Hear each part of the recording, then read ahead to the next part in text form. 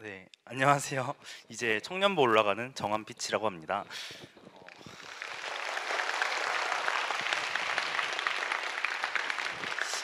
먼저 이렇게 한 해를 마무리하는 자리에서 그것도 처음으로 이렇게 간증할 수 있게 해주신 하나님께 감사드립니다.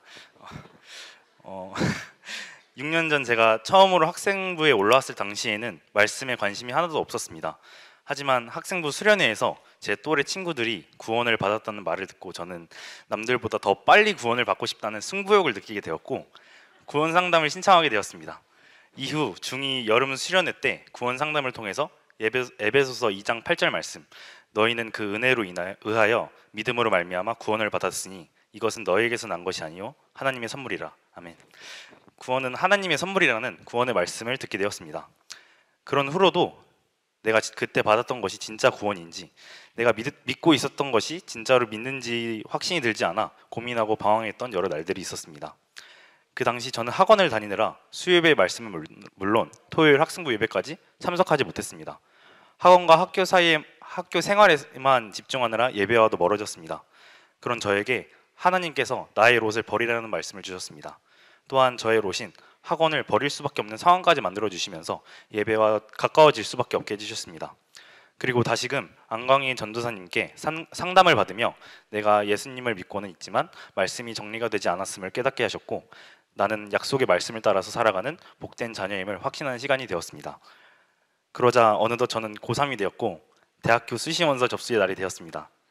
대학교 6개를 잘 골라서 원서를 넣었지만 6개 중에서 5개가 떨어졌고 그 남은 6지망 대학교조차 기대조차 할 수 없는 2자릿대의 예비번호를 받았습니다.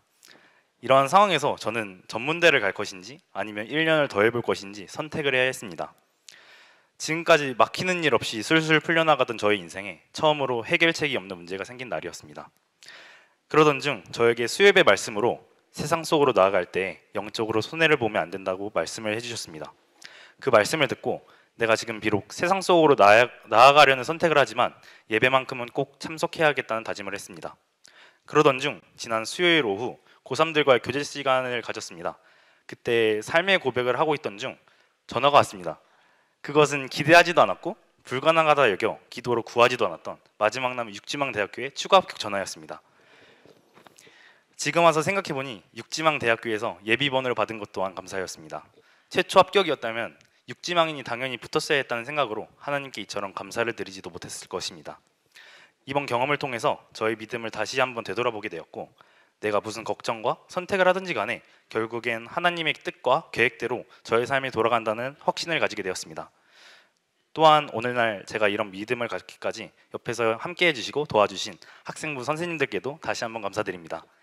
지금 저의 신앙 고백이 내년 이맘때 여러분들의 신앙 고백이 되기를 소망하고 축복합니다.